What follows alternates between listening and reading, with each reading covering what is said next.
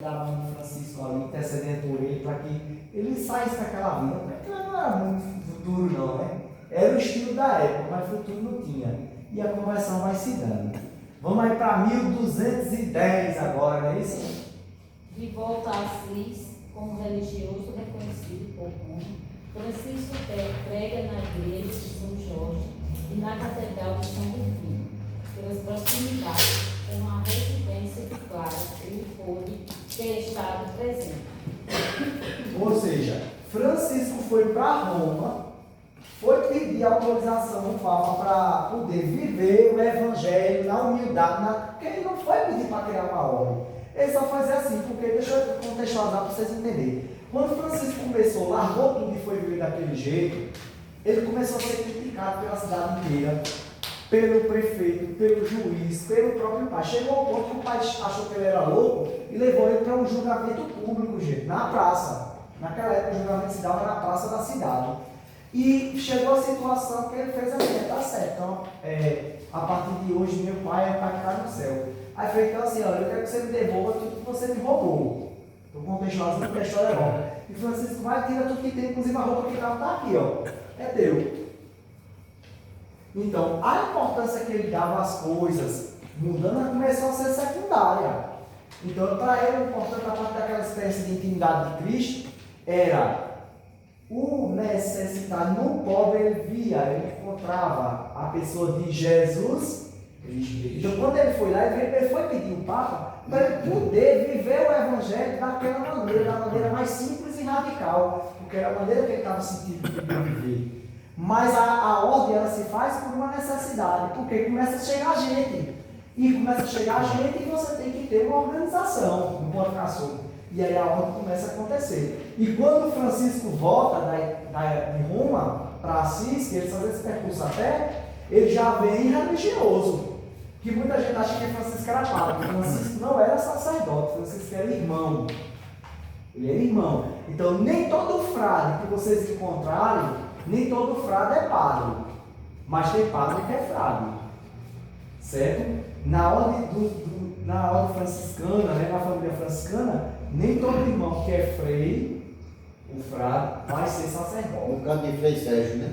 O Frei Sérgio é um frade sacerdote, mas a gente tem outros que não são. Então só para a gente contextualizar e entender. E ali também, ele começou a vida evangélica dele. Aí vamos lembrar de João Batista, né, que é a vida pública de João Batista, de olha, pregar ao povo uma conversão com mudança de vida. Não era mudança de lugar, era mudança de vida. Aí a gente lembra de Jesus que começa a vida pública dele aos 33 anos, a partir do batismo, dizendo que o reino de Deus está próximo, que é para todos, e ali a partir de Cristo a gente vai ser inserido no projeto de salvação. E Francisco vai e começa também a vida pública dele nesse processo de conversão, mas ele não conversa, ele vai na igreja, vai na basílica e depois ele começa a pregar para aqueles que estavam excluídos, para a igreja excluída, para os mais necessitados, com a linguagem acessível, né? Mas vamos embora aí para 1211, né?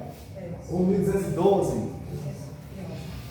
Clara, acompanhada por uma amiga, tem encontros com Francisco, sem o consentimento da família. Convertido há 5 anos, Francisco, então, com 20 ou 30 anos, aconselha Clara a dar-se inteiramente àquele que, sendo o Senhor do universo, fez-se servo por amor, e a incentiva a abandonar as vaidades do mundo. Veja só, Francisco e Clara começam a se encontrar às escondidas. Depois, mas estava na mão, não. É porque eles eram de classes sociais diferentes. E não era, e isso aí não era legal, não pegava bem, tinha esse contexto. Mas também era por outra questão. É porque a forma como eles queriam viver o Evangelho era muito radical.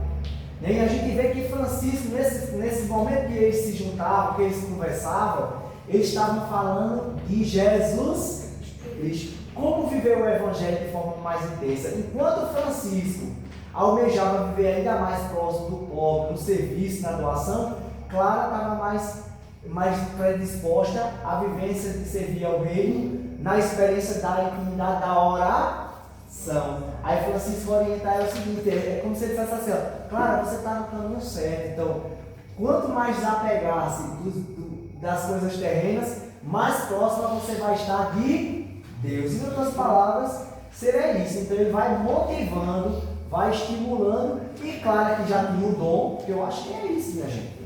Ela já tinha o dom, a vocação dela. Então Francisco foi apenas regando a sementinha que já estava ali no coração dela, mas que já estava lá. O coração dela era terra boa. Da forma que vocês estão aqui essa noite, para participar desse estudo, é a sementinha que está aí no coração de vocês. Qual tipo de flor vai brotar, de fruto vai brotar? Só o Pai Eterno que vai dizer. E vocês vão perceber esses frutos a curto, a médio e a longo prazo. A gente se predispõe a dar um sim à vida franciscana, secular, quanto mais a gente procurar se aproximar de Cristo, no serviço, na simplicidade, é melhor. Lembra que Francisco dizia, as palavras chamam a atenção, mas quem é que traz para perto? Quem traz para perto as pessoas é o testemunho. Então, Clara era uma mulher de testemunho, Francisco era um homem de testemunho. É por isso que hoje a gente está aqui reunido e conversando sobre isso, aprendendo sobre isso, sobre a espiritualidade. Vamos embora para 1212. 18 de março, domingo de Ramos. Clara, então, com 18 anos, foge de casa. Sai pela passagem onde se criaram os mortos e vai na companhia de alguns freios até a capela da Pocinha. Se consagra a Deus aos pés de São Francisco e lhe corta os cabelos. Francisco que corta os cabelos. Francisco vai cortar os cabelos de Clara. Olha, minha gente, se hoje as mulheres estão muito ligadas à maquiagem, naquela época, uma coisa que chamava muita atenção na mulher, que se valorizava, era a questão cultural, eram os cabelos. Era algo bem marcante na sociedade. Mas veja só, começa aqui a saída de Clara de fato da realidade social dela. Clara vai sair de casa e vai embora, mas vai ficar na rua? Não. Francisca acolhe ela, mas não podia levar para onde estavam os frades. Por quê? Não ia pegar legal para eles, poderia causar uma polêmica desnecessária, poderia causar um mal-estar. Então Francisco era um homem muito atento, ele era visionário. Então ele pega ela nesse primeiro momento e leva, fica ali um tempo e depois ele já vai e leva ela para outro espaço. O primeiro lugar onde Clara ficou foi junto às monjas beneditinas. Só que aí vai amadurecendo a espiritualidade, o que Clara quer viver de fato. E aqui o que é bonito é que Clara sai por uma porta que se chamava na época a Porta dos Mortos. O que é a Porta dos Mortos? Na época, é uma porta que tinha no fundo da casa. Ou seja, todo mundo que passava por ali não voltava mais.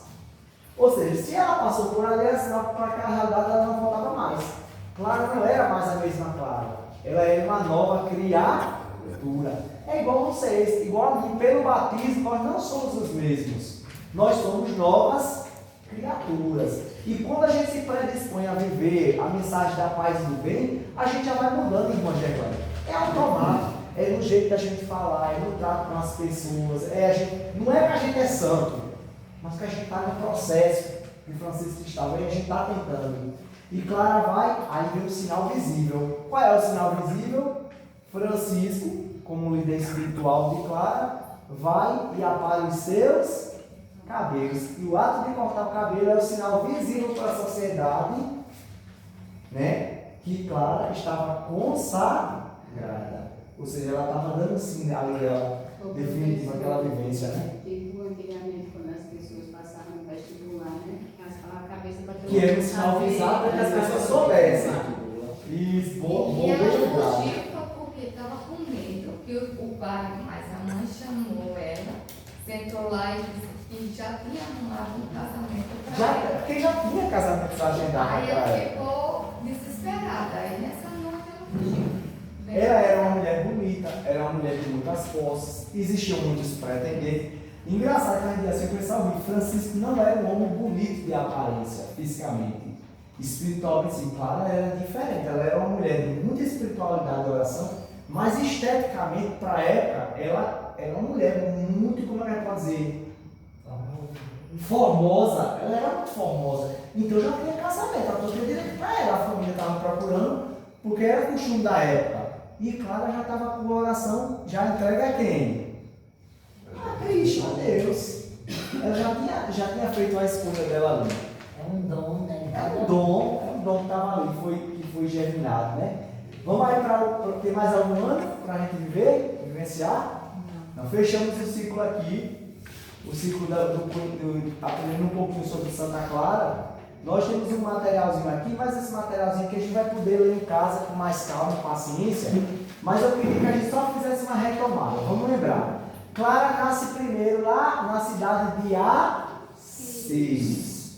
Clara não tinha a mesma idade que Francisco. Não esqueçam disso. Clara era mais jovem que Francisco de Assis. Então ele era muito maduro. E se vocês observarem bem, todo mundo se conhecia porque a cidade era pequenininha, mas não tinha intimidade. A intimidade entre Francisco e Clara começa a partir da conversão de Francisco. Quando Francisco volta de Roma já frade, já enquanto na ordem. Então eles começam a conversar, Clara se aproxima e nessa proximidade vai se amadurecendo a vocação dela, que é confirmada, não é em qualquer dia não, gente. É no domingo de Ramos. Ali no domingo de Ramos. 18 anos. Então assim, a gente vai vendo que as datas são importantes mais para a gente conhecer um pouquinho. E aí a gente vê que Clara, apesar de ter ficado alguns dias com as irmãs beneditinas, com as monjas para a questão de segurança dela, depois Clara quer viver daquela maneira que Francisco vivia. Então ali surge a ordem das damas da pobreza, que inclusive a irmã dela estava lá no meio. Algumas amigas foram também, que foram as primeiras irmãs. E aí Santa Clara tem muitas histórias dela, que eu não vou dizer todas para vocês, que vocês vão ter a oportunidade de aprender. Mas Santa Clara hoje é considerada a padroeira da televisão, muita gente não sabe o porquê, mas é quem diga que no momento ela estava meio adoentada, e Francisco estava tendo um momento da missa, um momento de Natal, e ela conseguiu ver tudo o que estava acontecendo se ela está lá. Então assim, aí se atribuiu a ela a patrona da TV. Mas tem um milagre eucarístico que quando a cidade foi invadida, e inclusive o mosteiro delas, a única defesa que ela tinha era Jesus sacramentado. Imagina, uma casa cheia de mulheres, não tinha ninguém para defender, só Deus. Qual era a arma que ela tinha? Deus. Então ela se apropriou de Deus para poder expulsar os mouros. Os mouros eram um povo muito violento, onde eles invadiam, provocavam muito desmantelo, né? É como se fosse os cangaceiros da época do Nordeste aqui. Uma interior onde chegava a fazer desordem. A minha mãe sempre, ela fazia minha Santa Clara, esclarece livro, para mim lavar a roupa desse menino.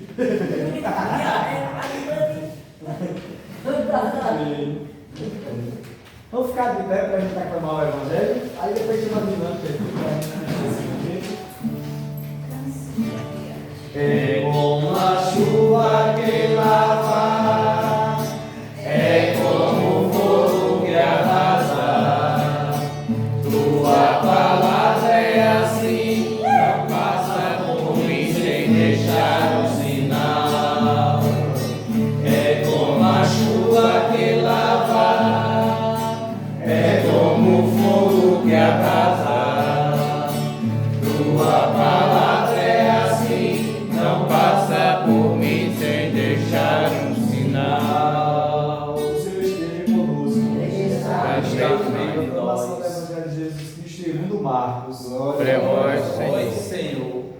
Saíram da sinagoga e foram logo para a casa de Simão e André, junto com Tiago e João.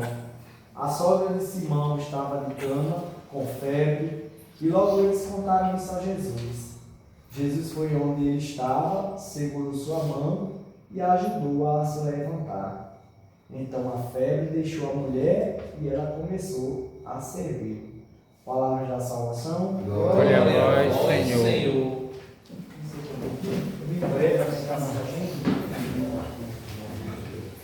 Para que servem as nossas mãos? Para trabalhar. Para trabalhar.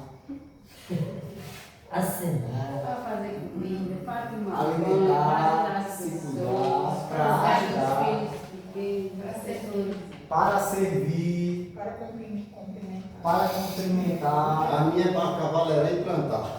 para cultivar, plantar. Bem, irmão. Para que servem as nossas mãos? Para tocar, para tocar. teclado, Uma bênção, é evidente que ela começa através de